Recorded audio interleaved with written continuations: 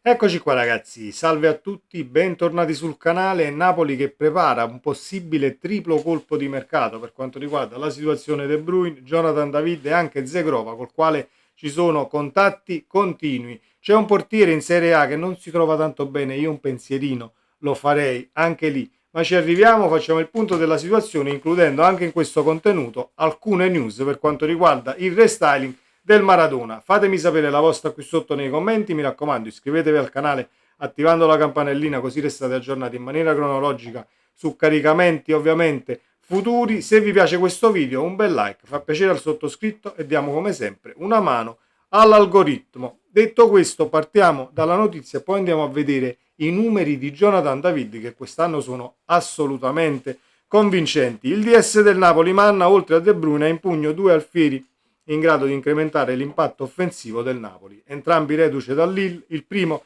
è Jonathan David, il canadese nato a New York di 25 anni, svincolato bis. Il Napoli ha battuto la concorrenza esattamente come per De Bruyne con argomenti convincenti. Argomenti? 6 milioni all'anno, quelli sono gli argomenti. E poi secondo il Corriere dello Sport è molto vicino anche Edon Zegrova, collega di nazionale kosovara di Rachmani, 26 anni, di forza e talento, l'esterno destro che potrebbe rinforzare il parco della squadra insieme a Politano e Neres. A centrocampo piace moltissimo Frattesi, ma ci arriviamo alla mediana perché c'è una situazione Anghissà, Sudakov, tratteremo anche quella, facciamo il punto totale sul calciomercato. Volevo condividere alcuni numeri, come dicevo, con voi per quanto riguarda Jonathan David tra gol e assist nella stagione che si è appena conclusa. 32 presenze in Ligue 1, 16 gol e 5 assist. Per l'attaccante canadese Champions League, 10 presenze, 7 gol e 2 assist.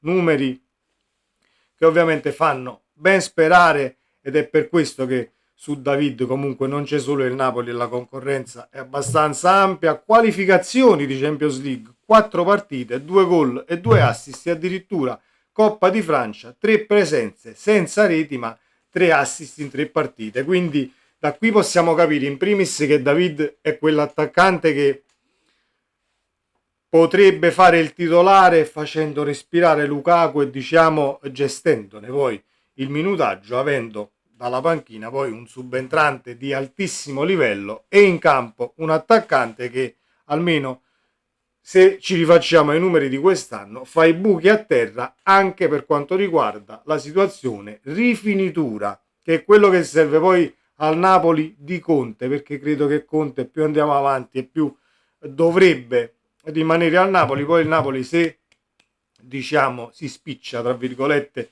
in fretta per quanto riguarda questa situazione di mercato, Conte avrebbe un ulteriore input a restare nel vedere poi la società che sta facendo le cose per bene ed in maniera molto rapida. Non credete a quelle testate giornalistiche che poi scrivono il Napoli sta acquistando senza chiedere nemmeno all'allenatore. Ecco perché c'è stata un'ulteriore frizione, quello è ciò che si legge ovviamente sui giornali tra Conte e De Laurentiis. Ma secondo voi il Napoli si muove sul mercato senza chiedere all'allenatore? Dice no, io vado a pigliare De Bruyne, tanto poi a Conte gli piace lo stesso o all'allenatore gli piace lo stesso.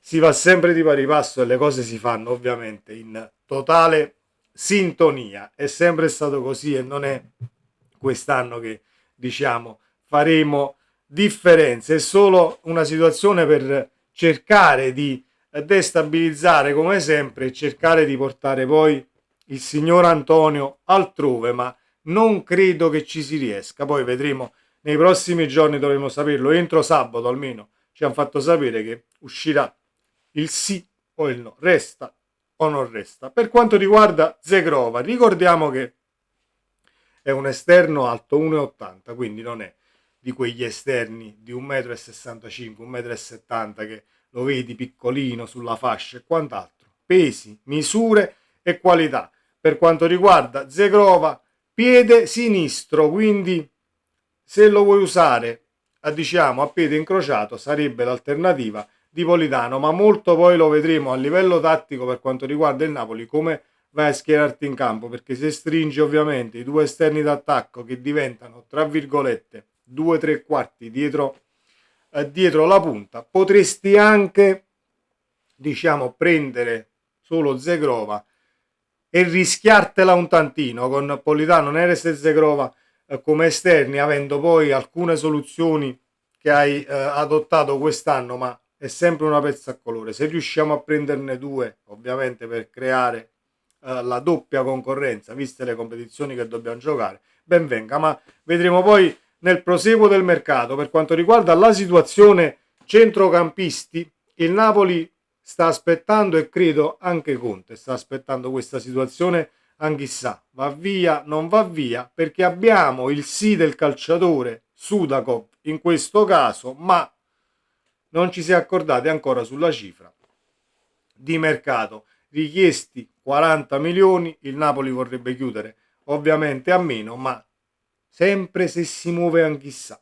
Nel caso non parte Anchissà e Anchissà ovviamente decide di risposare, di rinnovare il rapporto con il Napoli ancora per un anno o due, ben venga, alzo le mani, io mi tengo Zambo tutta la vita, anche perché dal punto di vista dello spogliatoio, Zambo, come ho sempre detto, è fondamentale, è stato fondamentale nello scudetto di Spalletti, lo è stato fondamentale anche quest'anno, cercando di arrivare poi in marcatura molto più spesso rispetto ad anni passati, e ciò che ha fatto Antonio Conte, ha diviso poi i 20-25 gol, 30 gol di un reparto offensivo tra l'esterno e la prima punta, li hai divisi tra centrocampisti e incursori, tra virgolette, che poi si sono affacciati in area di rigore e hanno portato a livello di gol e di conseguenza numerico il titolo, lo scudetto in casa Napoli. Dicevo, c'è quel portiere che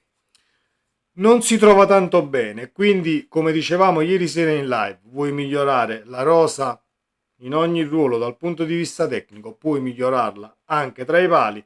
Ieri è uscita la notizia, Meret, siamo quasi verso il rinnovo, stamattina un po' meno, quindi è una situazione altalenante. Io prenderei la palla al balzo, andrei da Svilar in casa Roma e diciamo, anche se le pretese sembrano abbastanza alte, perché parliamo di un cartellino la cui richiesta è sopra i 30 milioni, io lo farei domani perché, come ho sempre detto, in porta devi investire senza scommettere. Se poi hai la doppia competizione, se sei una società, una squadra che comunque da alta classifica tra le grandi e devi comunque far bella figura, non puoi scommettere assolutamente. Quindi Svilar per me sarebbe un profilo perfetto per il Napoli, grandissimo campionato fatto con la Roma, ma è comunque in fase ascendente la carriera del portiere. Non parliamo di uno che fa un'annata così e poi si dimentica come il terreno di gioco e come è fatto il pallone. A me piace tantissimo per la completezza, ecco, del portiere tra piedi, uscite e tra i pali, ma vedremo se il Napoli poi andrà ad investire in quel ruolo o prenderà i 40 milioni e porterà a casa qualche altro centrocampista, qualche altro difensore. Serve comunque l'esterno, Zegrova arriva, ma vedremo se si farà poi dell'altro. Un triplo colpo che potrebbe far tremare poi tutta la Serie A, anche perché darebbe la certezza della permanenza di Antonio Conte. E credo che il Napoli stia, diciamo, bruciando le tappe rispetto alle proprie tempistiche di mercato, perché credo che sia il primo anno che il Napoli comunque già a scudetto, a scudetto appena vinto, o qualche settimana prima, come ho già detto, si era già comunque preso il sì di De Bruyne e stava facendo già mercato con trattative molto ma molto avanzate. Vedremo e lo scopriremo solo vivendo, augurandoci sempre il meglio. Jonathan David per me è l'attaccante da prendere, senza se e senza ma, anche se ce n'è uno posato ovviamente in quel di Istanbul, vedremo che fine farà, ma la cosa bella è che il Napoli sta facendo mercato senza nemmeno poi, diciamo, sapere al 200% che fine farà Osimhen, che dovrà essere parcheggiato altrove, incassando poi i 75 milioni della clausola. Punto calciomercato terminato. Andiamo alla situazione stadio, perché c'è, diciamo, l'inizio, tra virgolette, dei lavori di restyling per il Maradona. Un attimo che riprendo la notizia che me la sono persa, ovviamente tra i tanti screen e le tante notizie che stanno girando in casa Napoli. Fare il punto della situazione tra due argomenti è diventato un attimo un bel challenge. Eccolo qua, ho trovato la notizia. Se diciamo la rete ci assiste, la leggiamo. Assessore Cosenza, entro il 2025 inizio lavori al Maradona, via la pista e 10.000 posti in più. Vi spiego. È intervenuto ai microfoni di Radio CRC a pranzo con Chiariello, ovviamente l'assessore delle infrastrutture del comune di Napoli, Edoardo Cosenza. Di seguito le sue parole. Siamo molto contenti che tutti i tifosi che hanno voluto seguire la squadra da vicino l'hanno potuto fare, nonostante tutte le regole che abbiamo messo. Napoli è stata ordinatissima e meravigliosa.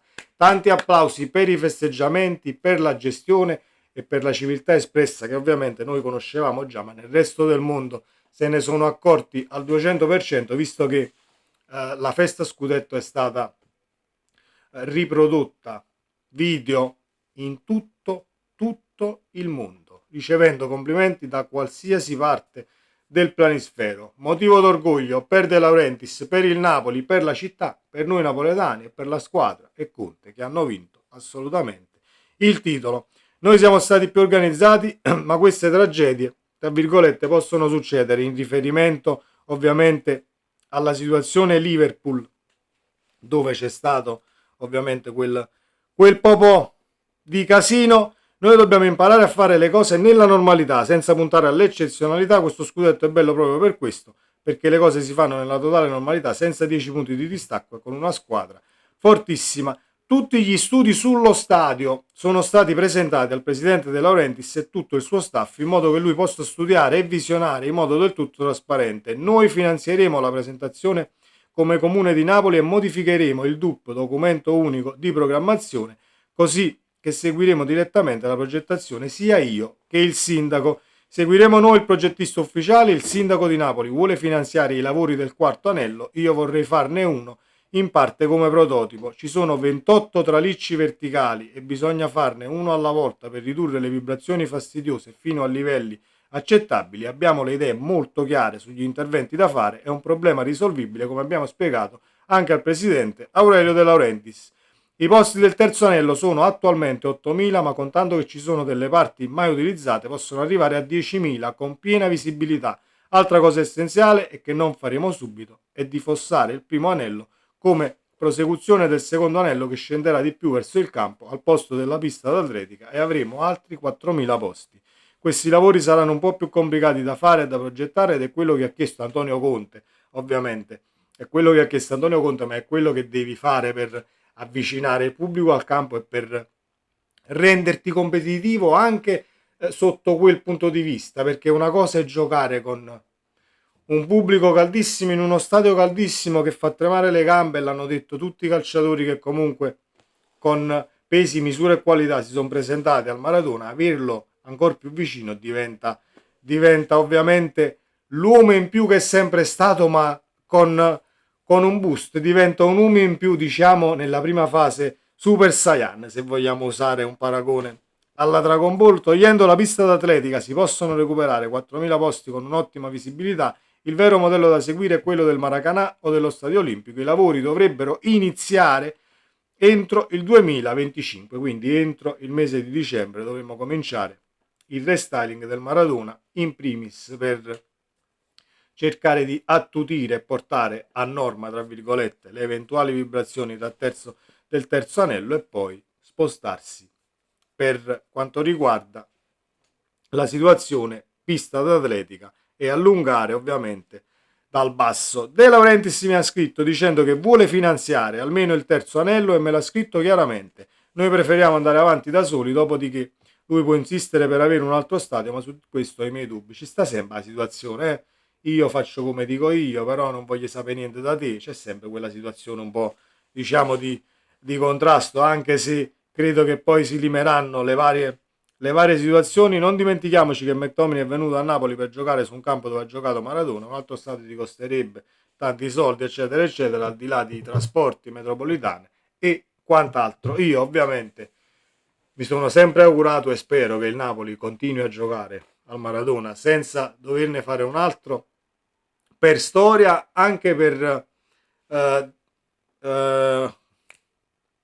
per quanto riguarda la posizione dello stadio, per quanto riguarda tutto ciò che è stato costruito. Si parlava ieri della linea 6 addirittura della metropolitana, dove ci sono ancora i treni di Italia 90, e si dice che comunque entro fine 2026 potresti ripristinare anche quella e portarla ovviamente a lucido e tirarla a lustro per poter poi aumentare il flusso, perché se parliamo di un flusso stadio da 50.000 spettatori per poi portarlo a 70.000 è una cosa diversa, così come hanno analizzato, non vi leggo tutta la notizia perché starei qua tutta la giornata, hanno analizzato anche la situazione parcheggi, intervenendo solo un pochino si possono creare altri 200 posti auto, ma c'era un'intervista ovviamente per quanto riguarda il comune di Napoli, si stanno anche cercando eventuali investitori al di fuori del Maradona per poter creare molti più posti auto, perché ovviamente 200 posti auto in più sembrano tanti, detti così, diciamo 200 macchine, ma sono praticamente niente se poi porti uno stadio ad una capienza di quasi 70.000 e forse oltre spettatori.